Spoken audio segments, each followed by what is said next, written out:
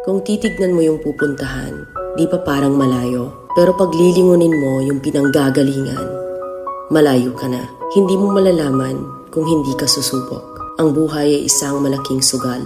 Kung lagi kang takot sumugal sa isang bagay dahil takot kang mawalan, mauubos lang kung anong meron ka. Kung hindi ka mawawalan, hindi ka rin magkakaroon.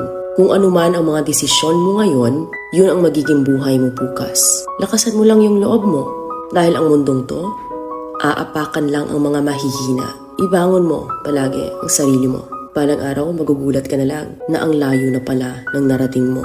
Kahit mabagal ang progress, basta may usad at kumikilos ka, okay na yan. Wala tayong magagawa. Ganyan talaga ang proseso ng buhay. Lahat tayo nakakaranas ng hirap. Hindi natin alam kung hanggang kailan tayo dito sa mundo. Kaya mas piliin mo maging mabuting tao. Ang pinakayaman na maituturing natin sa sarili ay ang ating